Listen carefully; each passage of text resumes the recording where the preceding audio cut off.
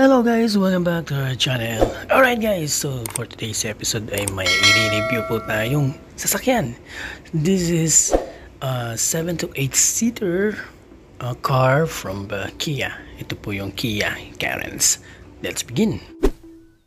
Alright, so if you're looking for a budget meal, yan, a 7 to 8 seaters car or even 9 seaters car, so you must consider this review.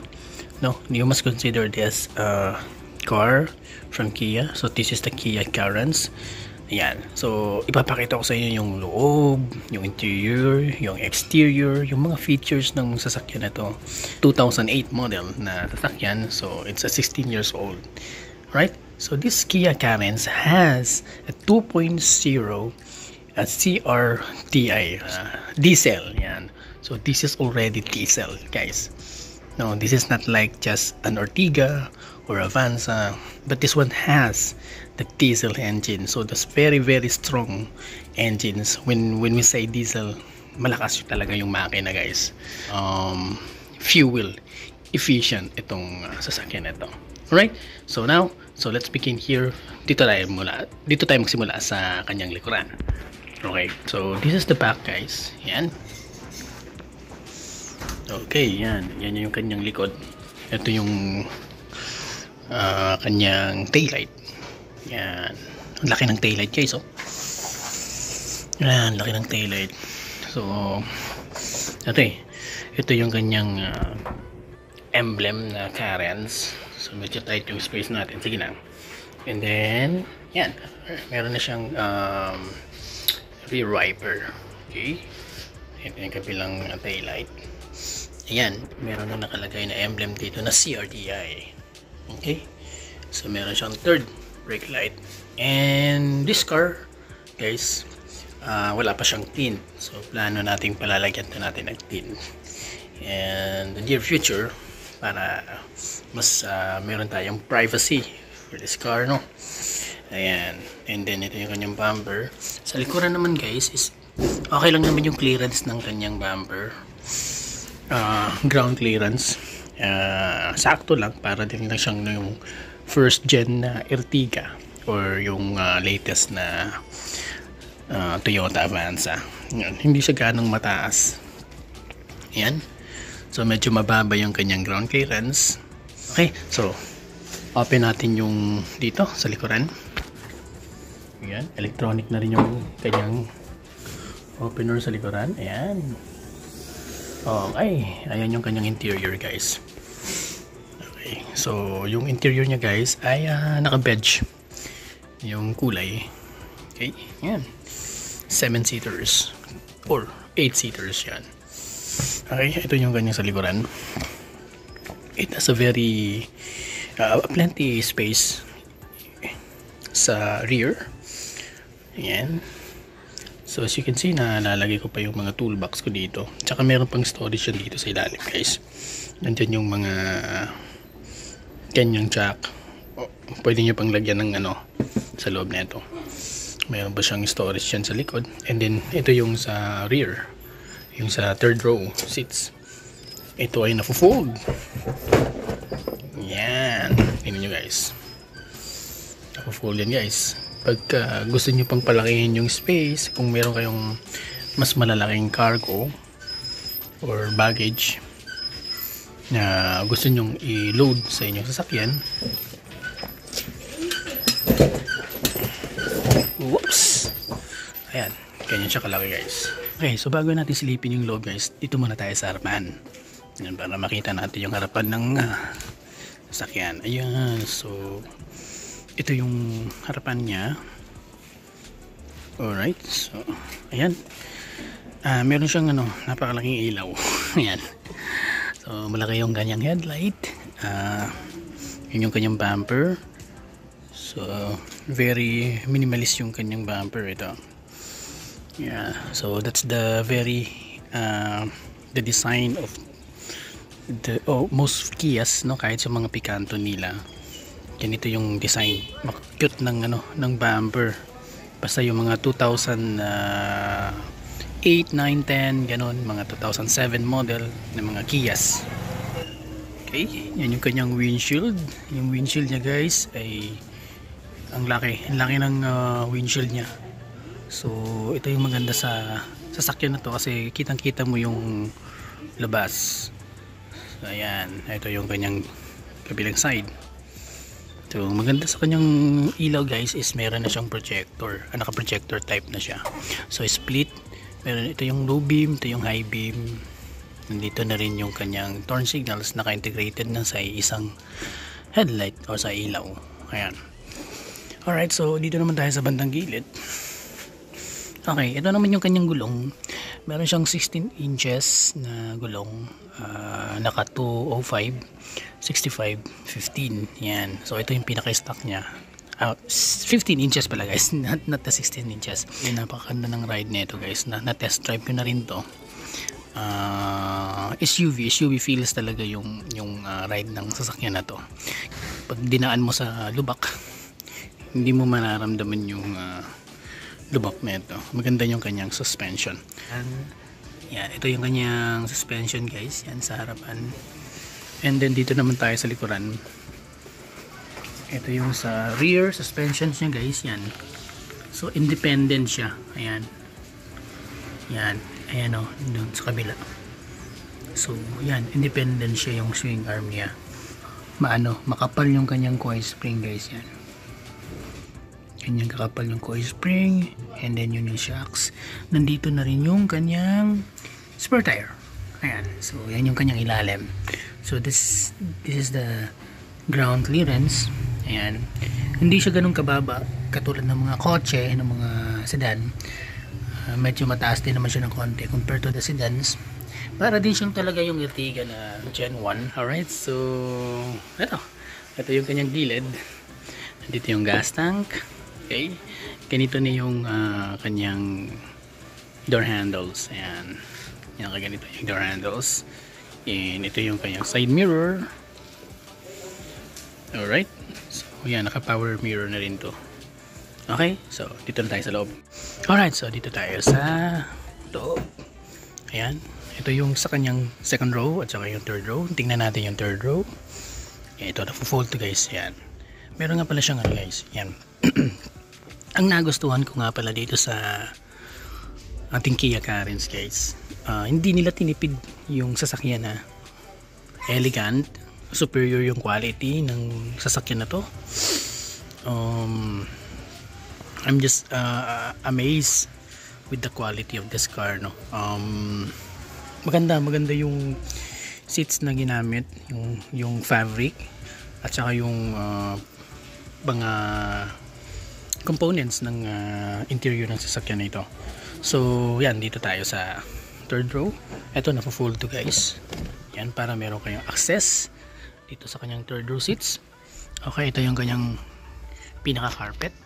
Ayan, tapos nilagyan ko siya ng rubber mat. Yan, dito, para pag may sasakay hindi mapuputikan yung carpet.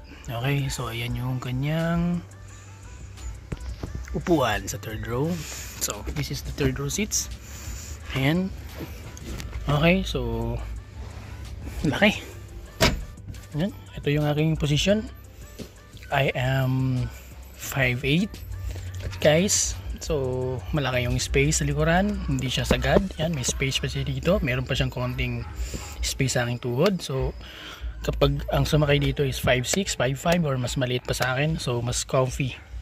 No, ako comfortable lang ako dito. Tingnan nyo, na i-extend ko pa yung aking paa. So this is my position. Ayan. And then dito naman sa aking head. Yan. So ito yung kanyang headroom dito sa pinaka na guys, dito na sa pinaka likuran. So I'm 5'8". Meron pa siyang space. Hindi siya sagad na sagad. So this is my position. Ayan. Tingnan nyo guys. Meron pa siyang space dito. And this is my headroom. Yan. Okay. Alright. So yan. And then meron siyang mga cup holders dito sa gilid. Yan. So meron din siyang compartment dito sa gilid. Yan, dito rin. Yan, meron siyang compartment dito. Okay, so din doon. Yan siyang lalagay. Okay. Alright, so dito tayo sa second row guys, yan. Dito sa second row guys is meron na siyang speakers dito sa kanyang sidings, sa door sidings. Meron siyang cap holder, and yan, close natin. Yung dito banda guys is meron siyang two-tone, naka-black yung dito banda, at ito yung badge color, at ito hindi siya plastic guys, this is leather ito, yan, malambot. Okay, nandito yung kanyang power window switch and door opener, at napakalaking window. Ayan, so laki na kanyang window guys, yan, dito sa kabilang side. Okay, yan. And then dito sa gitna guys is meron siyang yan, armrest, no? Meron siyang armrest dito. Actually it's a captain seat na yung forma ng second row natin guys, yan, no? Tingnan nyo, naka-captain seat na siya guys. Okay, so when you say captain seat guys is nasa mga top of the line talaga na model nilalagay, or sa mga premium models na nilalagay yung mga ganitong upuan, captain seat. And then adjust to guys dito, yan, pag sasakay, may sasakay dun sa likuran, ganito yung adjustment sa kabila. Dito is na-fold, ito is nag-i-slide. Actually nag-i-slide din naman to, but this one has a lever here to adjust. Yan, so tutulak lang natin. Yan, aircon niya guys, wala siyang aircon dito. Yan, hindi siya dual aircon. Actually itong sasakyan na to does not have a dual aircon. Meron siyang aircon dito, yan, pero ito yung kanyang main niya na switch is nandun pa rin sa harapan. So nandun nagdedepende yung lakas ng buga ng aircon dito dun sa pinaka main na switch ng aircon, yung adjustan niya. So this one is, ito yung parang design ng mga Nissan. Yan, meron silang aircon dito sa armrest, right? So ito yung kanyang aircon. So the rest is wala ng aircon dito sa ceiling. Oh, yan. Maganda, malakas din yung buga ng aircon na to dito sa kanyang armrest. The good thing na hindi siya dual aircon guys, tapos 7-seater na siya, is matipid yung konsumo ng kanyang gasolina or diesel. Kasi kapag nagdo-dual aircon kayo guys, is dalawang evaporator yung mag-function, is mas lalong mapepersa yung makina at mas magko-consume siya ng mas maraming gasolina. So that's what I think guys ha. But this one is, yan, isang evaporator lang yung magagamit, and still malakas yung aircon at matipid. Ito, alright guys, so ito yung harapan. Okay, so nandito yung kanyang mga switches para sa kanyang door lock opener, sa power windows, at saka sa power mirror. Yan, power mirror, power windows, and door lock opener. Meron siya ditong cup holder. Ito nga pala yung switch ng kanyang gas tank. Yan, yun, see, galing no? Ayan, so meron siyang speaker dito, and at the same time meron din tong speaker dun sa likuran, no, sa second row. It has a very nice sounding speaker. I think it's a premium speaker. I think the brand is the same as sa kanyang head unit na JVC, so hindi talaga tinipid yung quality ng sasakyan nito. Okay, atras tayo ng konti. Ayan, and ang maganda sa kanyang upuan guys is na adjust yung seat height. Okay, meron siyang slide, and then ito, ayan, so ayan, so na adjust to, and ito yung kanyang seat height guys. Ayan, so ito sinagad ko na yung pinakataas niya talaga. Ayan, okay. So, ayan yung kanyang pedal sa manual. So, and then nandito yung kanyang pedal sa foot brake, brake. Yes, meron kasing handbrake. Ito foot brake. Wala kasing, ang maganda na to guys is wala siyang handbrake dito sa gitna. So, hindi siya sagabal. Ang kanyang park brake or parking brake niya is nandito. So, we call it foot brake kasi pa yung ginagamit natin. Alright, so ito yung pagre-release ng foot brake. Ayan. And then ito yung kanyang manuela. Alright, so very similar with Kias na ayan, so sa mga old Kias na not very old but sa mga Kias na mga 2006, 7, 8, 9, 10 models, ayan, even 11 or 12. So kasi nag-change na sila ng Carens na model 2012 yun, nag-upgrade na sila lang, na facelift na sila, meron na siyang facelift. Alright, so dito meron siyang salamin, vanity mirror yan, kanyang visor, sun visor. Okay, ito sa passenger side meron siyang vanity mirror. Ito yung kanyang rear view mirror, and meron siya ditong lalagyan ng shades. Okay, and ito yung kanyang dome light sa harapan, pero ang ito ay manual, hindi siya umiilaw kapag pinubuksan natin yung pintuan. Okay, so it has a very wide windshield. Kitang kita mo yung buong harapan mo, guys. Ayan, meron siyang ano dito, guys, oh, yung parang blind spot na glass, ano. Kasi kapag sirado lahat dito, guys, possible hindi mo makikita na meron bang tao o bata dyan. Yan, so para siyang yung Honda Jazz or yung mga Honda na mga sasakyan, merong ganito blind spot na glass dito. Hindi dyan nakalagay yung mirror, but nandito yung mirror. Yan, so makikita nyo habang nagdadrive kayo, may makikita kayo dito. And steering wheel, so this is the dashboard, this is the odometer. Yan, so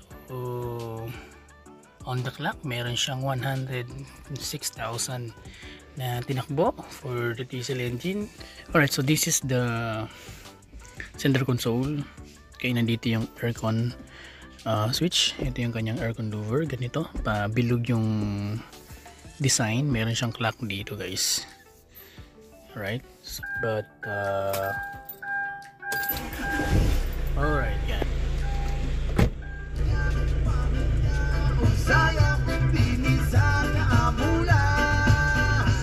Alright, so pati natin, guys, baka may strike tayo. Hindi nga pala, mag-copyright nga pala tayo. So yan, ganun yung quality ng sasakyan na to. Still CD type, meron pa nga siyang dito parang tape.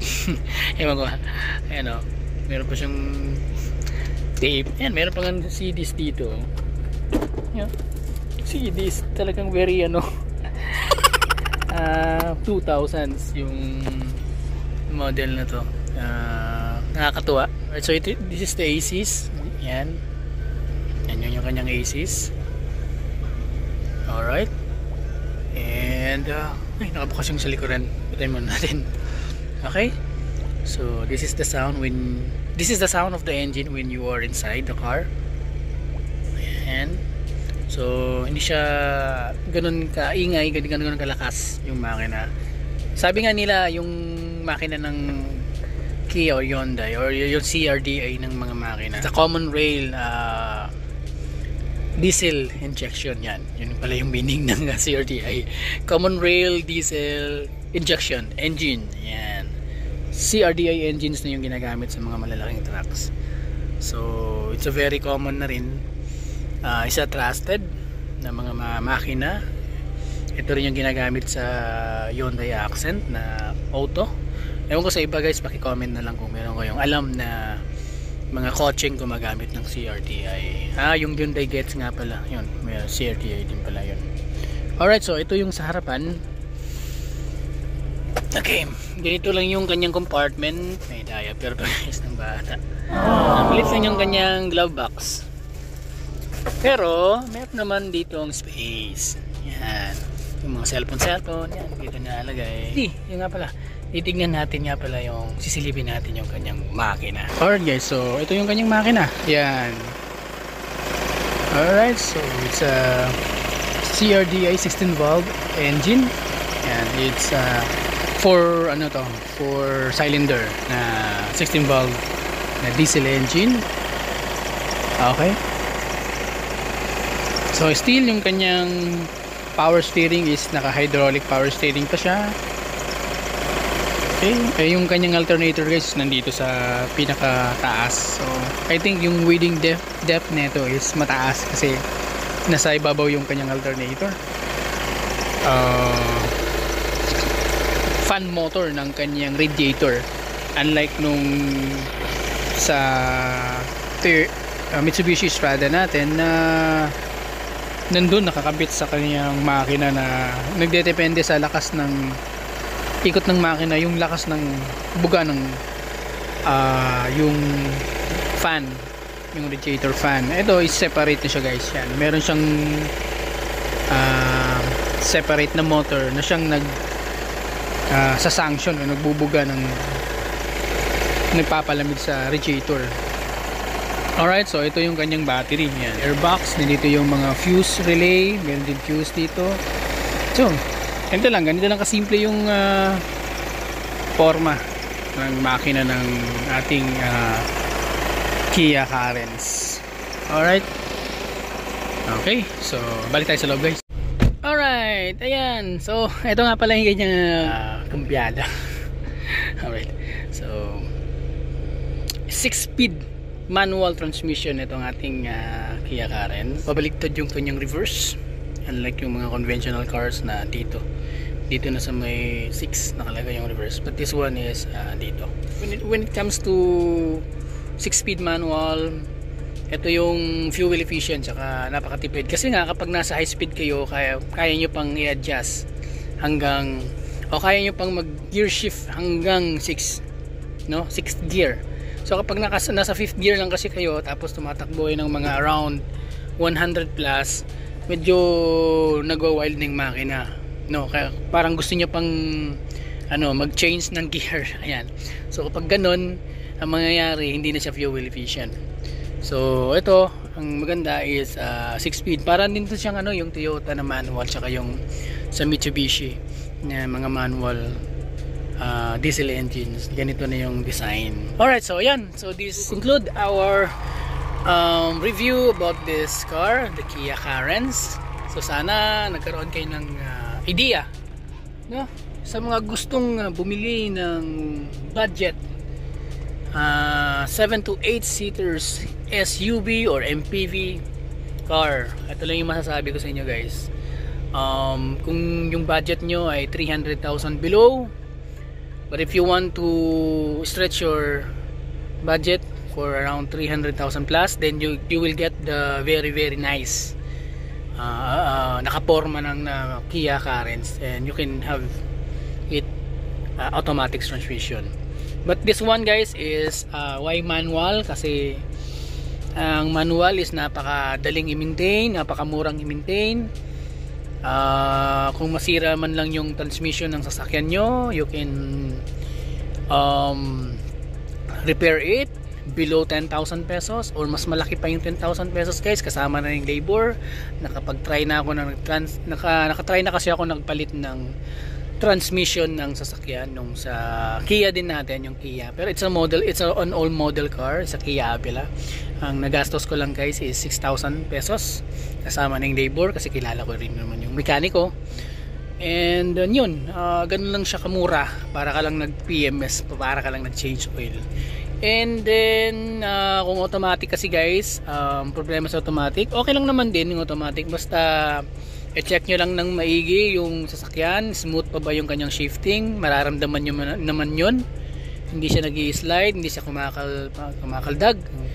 Check nyo yung reverse pag automatic. Napaka-complicated kasi ng automatic guys, although it will give you comfort, but ganun pa rin, medyo maaksaya sa gas o sa diesel. Yun, so yan guys, so thank you for watching, and I hope you do enjoy watching this video at may natutunan kayo sa ating vlog na to. Have a nice day. Huwag niyo kalimutan mag-subscribe guys. Thank you.